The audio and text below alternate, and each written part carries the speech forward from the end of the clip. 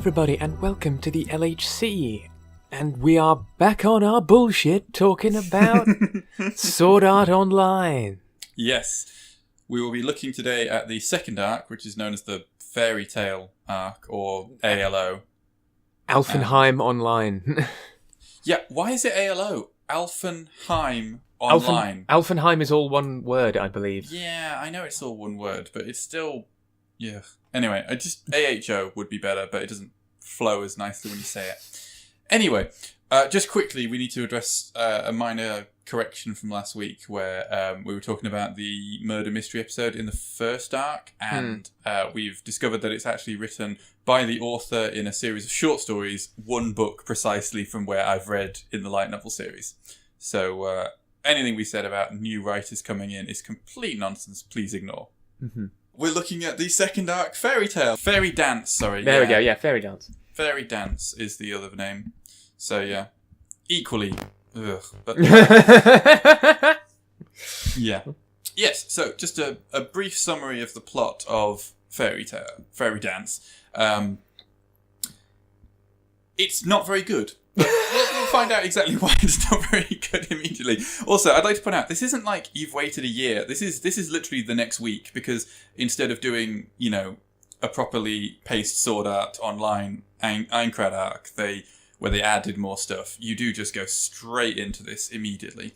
So essentially, it's been about 2 months since Kirito and the others have been pulled out of the game, and during that time they've discovered that there are 300 people, including Asuna, who haven't woken up. And this is confusing everybody, but they're all still in comas and they're all still in the hospital, and everyone's just trying to go on with their lives. Kirito is trying to visit Asuna and succeeding, despite the fact that nobody actually really knows that he knows her, but I suppose you've got a few people might have vouched for him knowing her in the real world. So it's a bit weird to me how, Kirito sort of just turns up at the hospital and people let him in. Well, it doesn't last for very long. No, I know that, but it is 2 months or however long it is, but he does get to go and visit her and gets left alone in the room with this defenseless girl in her coma, which, you shouldn't leave creepy dudes in rooms alone with defenseless girls in comas, because we'll find out why later, but it's not a good idea to do that. But no, it's essentially... So Kirito's just living his life, and then someone emails him and says, hey, by the way, doesn't this look like Asuna's avatar, who's in another game, which is the Alfheim Online game, which still weirds me out, but actually I think is a really good way that you talk about what society is like. So this is a world where 10,000 people are trapped and the death toll rises. In the first month we learn 2,000 of them have died, so that's like 20% dead. Yeah. And during this time, the company obviously that was hosting Sword Art surprisingly got bankrupt and, sued to hell and all the rest of it. So the upkeep of the servers, and therefore the lives of everyone, were taken on by a different company, and it was the company that Asuna's father owns. Now, I'm going to get really angry later on at Sword Art's complete bullshit about statistics, probability, and the unlikely coincidences that happen in it to make everything work.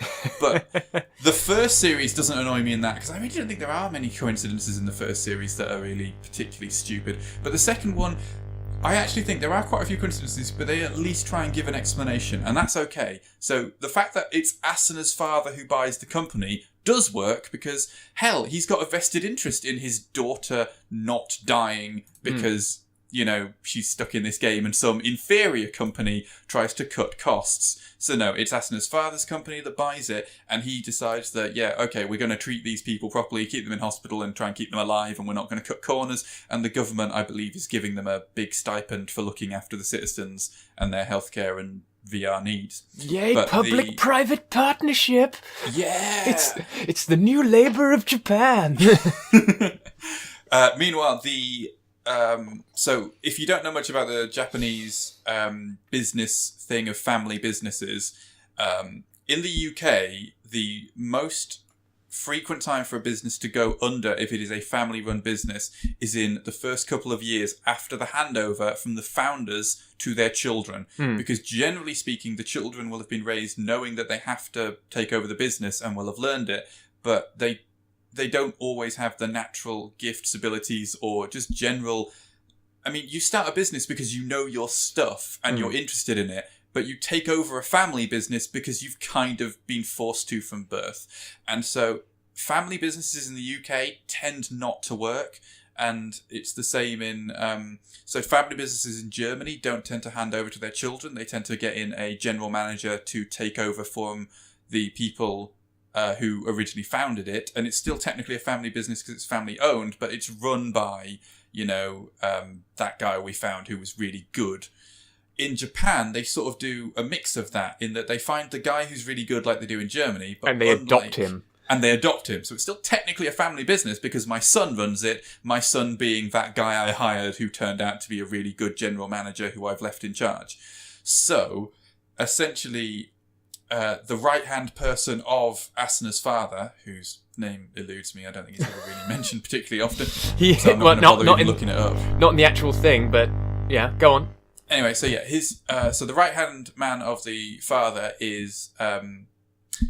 I can only remember him as Oberon. I'm going to look up what his actual original name is. I think it begins with an S. But so the gist of that is it's Sugo. Yeah, Sugo. How do you pronounce that? Sugo. Asugo. Yeah. No, Sugo. Sugo. Sugo. Anyway, I'm gonna call him Oberon for reasons that will be apparent later because I know how to say Oberon. So Oberon is the right-hand man of Asuna's father, and he has decided in his infinite wisdom that, hell, we might be taking care of these people, but we can also make a load of money out of it. And he goes, you know what? I think that the public are ready to actually go inside a VR simulation again with a headset that plugs directly into your brain. And I think that nobody is going to be drastically put off by the fact that the last time people did this, they got locked into a game that murdered them. And so he copies outright the Sword Art Online servers, except the player data, removes all the if you die code that kills you, and then releases this to the general public as just a fairy dance Alpine online game. And it's hugely popular and everyone plays it. Because you can fly. They do give a reason. Yeah. It's like, why should I play a fantasy game when the last one killed everyone? And it's like... You can fly. You can fly. Oh, okay. But there are a lot of people that really do like that. Yeah. The thing is, I do think that works. Again, it's sort of this thing of, you'd hope that people would go, that killed you, I'm not going to do that. But this is the thing. It's the same principle as... in the .hack series, where in the .hack series, you're either going into comas, or you're dying, or just something in the .hack world is doing really horrible crap to people in the real world.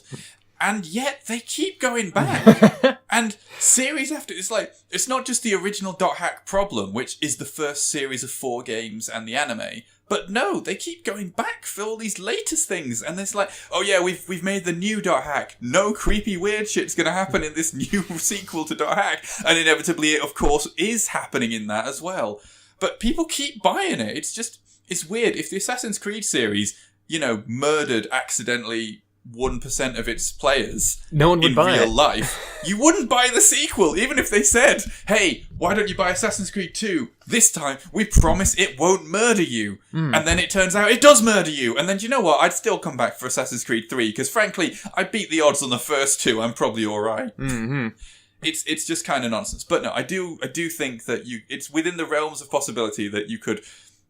While people are still trapped in a game that's killing them. And you got to remember, if it's on the news, you would have, announcements. I mean, we get occasionally, so-and-so was killed in the war in Afghanistan, or this person was dead from this disaster. It wouldn't be a case of nobody mentions the Sword Art trapped people. It would be a case of, and in other news this week, 3 more casualties in the Sword Art Online incident.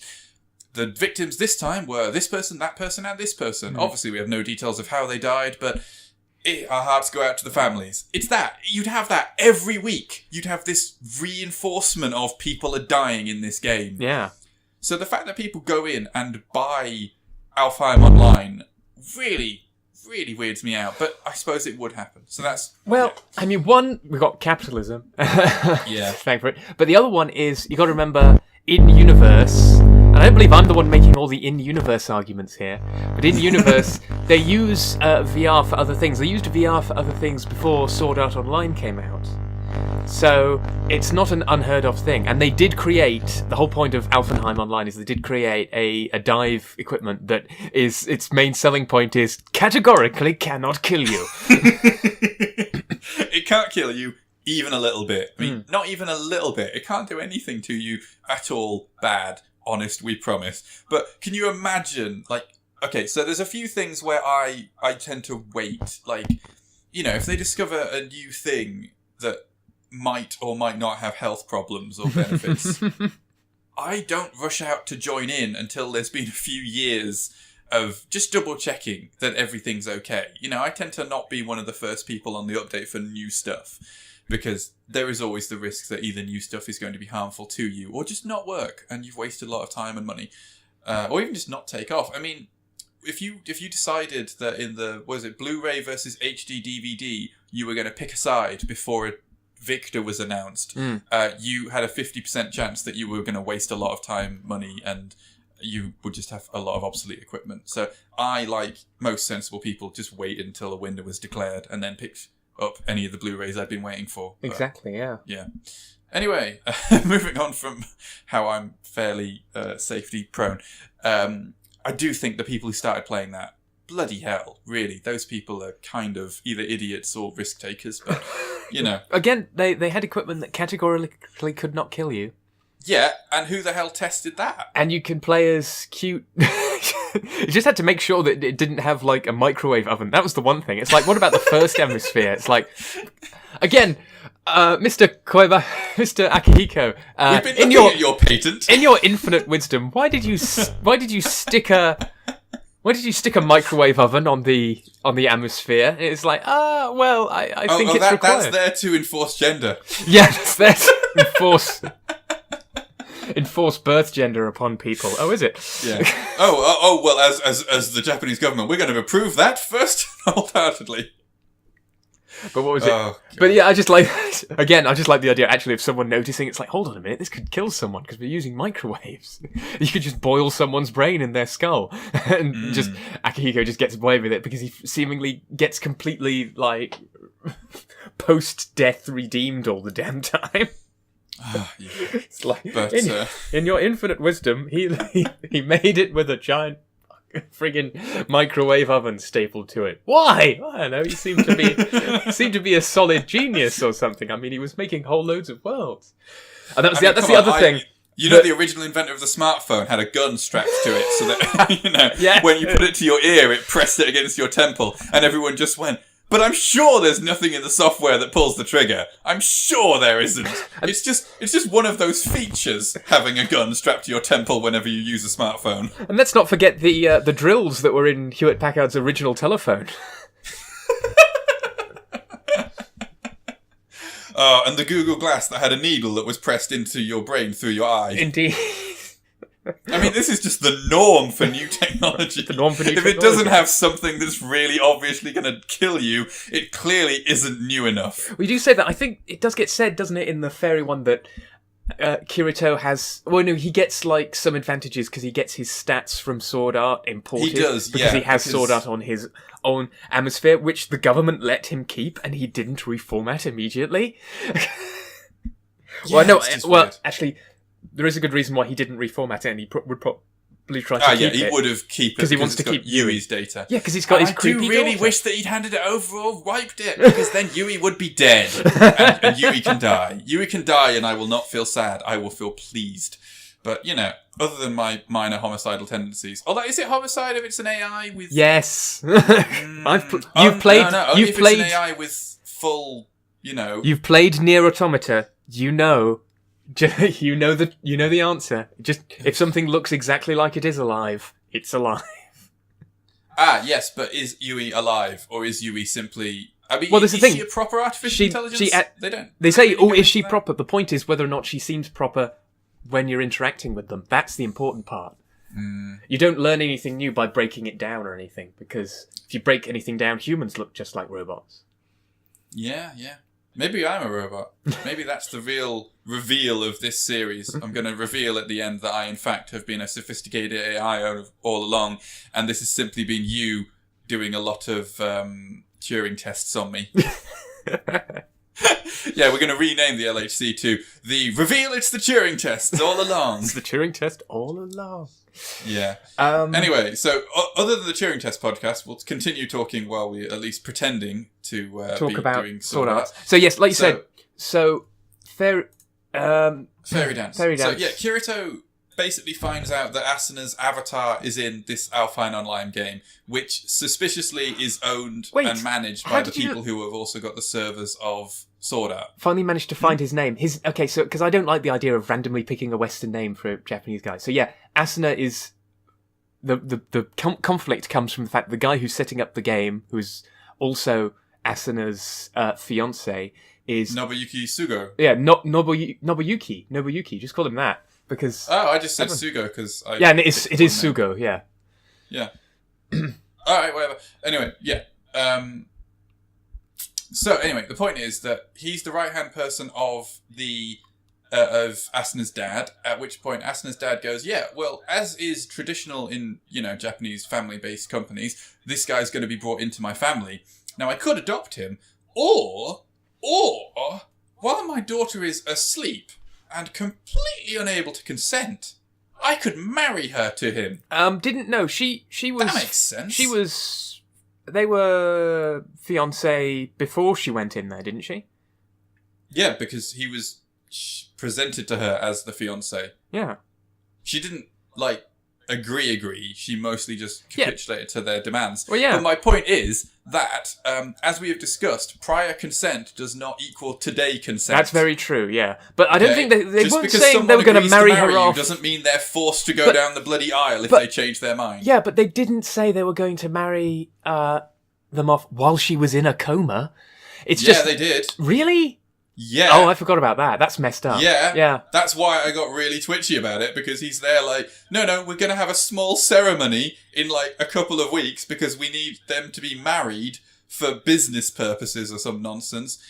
And we're going to basically declare that she's unable to consent due to, inability, so the power of attorney rests with us. Yeah, that's messed up. Yeah, it's really, really messed up. And also, let's not forget how creepy... But the thing is, I forgot that, because Sugo is shown as to be such a creepy, weird, villain. In that I know. He just can't declare himself immediately as the villain. It's not going to be a spoiler to say that he's going to turn around now. It surprised nobody when he had suspiciously insidious plans. Mm-mm. And he such as, marrying a comatose girl. Yeah. And it's he friggin... Yeah, it does, sorry, I'm just seeing it here. Marrying Asuna while she is unconscious. Yeah. What the hell? Yeah, I know. And also, right, so again, we're going to get onto this a lot more in the later arcs, but this is once again someone announcing they are the antagonist by molesting Asuna when she cannot move. Yeah. Okay? In the first series, the first arc, the bit that Asuna and Kirito get together after they go out... I don't think we even discussed this properly. It's just disgusting to both of us. But they both go out on a mission where they're going to go together to do a thing, and they have their refreshments halfway, and it turns out one of the people in Asuna's guild has decided to poison them both with paralytic agent toxin, at which point they both collapse and can't move, and he starts molesting Asuna because, of course, he resents Kirito for taking her away from the guild when he's so been in love with her the whole time. So essentially he announces that he's secretly been the antagonist by molesting this unable to move paralyzed woman, which is just so horrible. I don't like talking about it or even thinking about it, but it's just horrific. At which point, then, that's how they announced this. That's the minor antagonist from the first one. At least, what's his name? Akihiko, or whatever his name was. Akihiko. He doesn't try and molest Asuna. That is the only redeeming quality of the antagonist in the first arc. Because, every antagonist in Sword Art from then on is someone who molests women when they are unable to move. Yeah. literally, I can point at every single arc as we're going to go through. The antagonist is a molester who touches women when they cannot move. It's just awful. So that's the first one. This one is basically... so Kirito's kind of upset about this because, again, they did get married. This is one thing as They got game married. They got game married, but they thought that they might die in the game. So for them, it was like, it was real. And actually, it wasn't something either of them regretted, and I think they both kind of felt like they wanted to make it official in real life when they... I mean, that's the bit of the end of the Sword Art arc, is them going, if we're both alive, we'll find each other in the real world, and we'll get married in lore and not just in game, and it'll be great, and it'll be lovely. But also, like, they lived together as man and wife for, a month before the finale? During the whole thing of when Yui was around, so... And we do know that you are able to have adult settings within that game as well. There is no age filter about your activities. There's something you have to turn on and off, yeah. Yeah, no, that I really did like that. I'm sorry, I know that the whole molesting people when they're unable to consent thing is just creepy as balls, but I do remember there was like a thing of you have to activate the ability to have sex, as far as I remember, in your system menu. Yeah. It's like a toggle. So if you've got it toggled to no, then nobody can sexually assault you. Yeah. It's just a case of, I'm sorry, no, my genitals are off limits by system command. There's also one thing I kind of like, but is kind of irritating that I feel that it would be necessary. There's also a harassment system. Yeah. In Sword Art and by stretch that can link Alfenheim, where people can't sort of physically intimidate other people. Yeah, because you can't, unless you're actively fighting them, you can't molest people physically or even just touch them up in an appropriate way. Sorry to get into a horrible tangent again, but guess what people say people use jewels for in the game? Right. Because, of course, well, no, not that. Wow, you went dark very fast. No, it's just the fact... You said it was horrible! It is still horrible, but... Whoa, I remember they were dueling to murder each other. Yeah, they duel to murder each other, obviously, but in the game type thing, with duels and stuff, where it doesn't matter, where people obviously aren't trying to kill each other, men, it's said, in the text, men use the duels as an excuse to... feel up women because that turns off the harassment protocol. And it's sort of you can understand that, but it is not a part of the story that it's brought up in, and it's just there and just randomly said to make I think some other, I don't even know if it's there to make some other random person seem threatening again. It's just the sexual violence, now we've stumbled on it, the sexual violence against women is used as a shorthand for this person is evil. And it's sort of when I'm reading something, I don't want to have to be reminded of the horrible... Because it's used in such an offhand way as well. It's just... There are several shorthands for being evil that exist in the real world, in media. One of the ones I always notice is incest is shorthand for I'm evil. So, Game of Thrones, the immediate way that you let know that both Cersei and Jaime Lannister are going to be the villains of Game of Thrones is that very early on they seem to be incestuous. The film Gladiator is essentially the Emperor's no, I'm a nice Emperor, but I do want to have sex with my sister. And you go, no, he's evil. There you go, evil. It's a quick way of going... I want to do something that is going to make everybody in the audience repulsed and against me, so this means that the author doesn't have to actually write me as a person you have to hate due to my personality or actions necessarily. It's just an immediate, I want to turn all the audience against this guy, but I don't really want to have to do it in a sort of reasonable way with my writing. I just want to declare them to do something. It's like someone walking in and just going, oh, how are things in the baby crushing factory? Oh, it was great. I love my job, crushing babies. Well, this isn't just a real promotion since I used to crush kittens and puppies. But this is the thing. Stuff like that are aberrant, right? Like crushing babies and incest are sort of things that are used to show people are evil, but they aren't done every day. Meanwhile, the thing that happens in Sword Arts happens every day to pretty much... has happened to some degree to every woman. So it's just this kind of way of just flouncing something that half your audience has to deal with as a shorthand for evil when they live in a society that so frequently doesn't pay attention to it. I mean, no one pays attention to it in sword arts either. No, not really. That's what's horrible about it. It's taking like people's everyday pain and using it for like this sort of superfluous thing, as if it's something like incest or something, but it isn't. It's something that everyone has to deal with.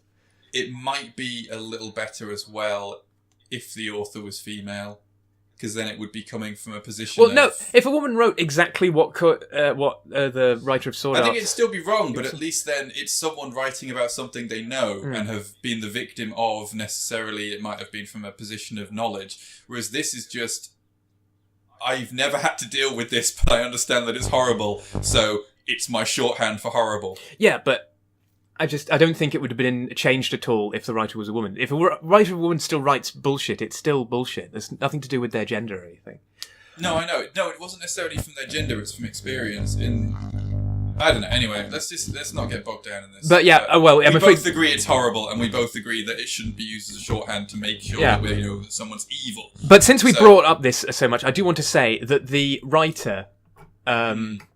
Oh no, I thought we were going to get to this later. Well, no, we kind of have to now because we brought it up, and we've come to the end of a thing because we've spent so long. So yeah, Riki Kawahara, the writer of Sword Arts, has recently gone on record saying, "Oh, I look back at a lot of my old stuff, and it's really exploitative in places and makes me feel really uncomfortable. And I did treat women as like trophies and props and things. And in the future, I want to change what works with that. I want to try and write stuff about different sorts of people and everything."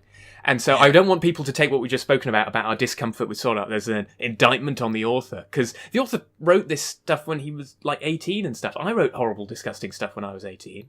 I thought I'm not the person I am now, and so I think now, hopefully, he's going to do like better stuff. I don't know if it'll ever be stuff that I will like, but I think it's I think it's cool that he's acknowledged his failings and is willing to move on. So no, I do agree. Yeah, it's a case of it does make me uncomfortable, and I think the major problem with this is, again, not wanting to go too far into stuff we're going to talk about later, but this stuff still keeps happening in the Sword Art Online series that was released last month. Yeah, and that's why it's really uncomfortable for us, because the problem is you're adapting the light novels that this guy wrote the stuff and has then come to realize that it's kind of horrible and it's got some horrible stuff in and he really shouldn't have done it, but they're still making faithful adaptations of the anime which are being released now. So you're not really getting this progress. He hasn't released anything with the progress intact, and he has said, also, did you read, he's basically said it was only from like touring other countries, which I thought was a bit of a backhanded indictment of Japan's attitude to women, in that he basically said, while I was touring other countries, I met a lot of my fans, several of whom were women, and they all said, you do realise how horrific the shit you write is, and it's really awful. And he went, and then I looked at what political correctness was, and I went, oh god, I'm kind of in the wrong here. So when I went back to Japan, I felt really guilty, and I won't do it again, sorry.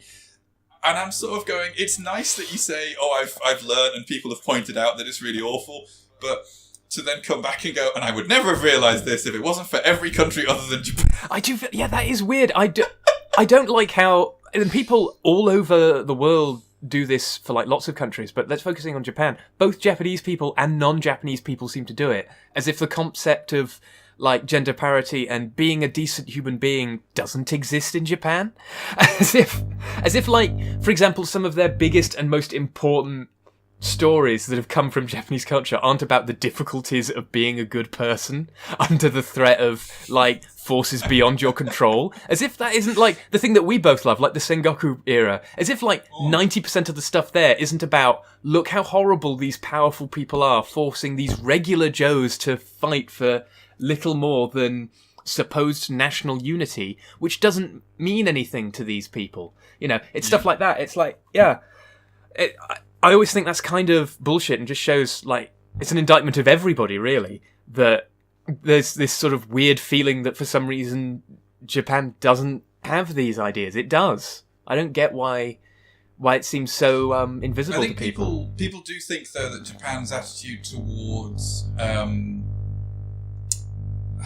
things like, was it compensated dating and just generally sexuality of underage girls, basically, I think is the people who are Really? a little No, that's... more twitchy about. No, there's laws in Japan. The problem is their enforcement. And if I'd say there's one absurd thing that I've noticed is it apparently they're worried about their birth rate, and yet the people that do nearly all of the labour in regards to children are women.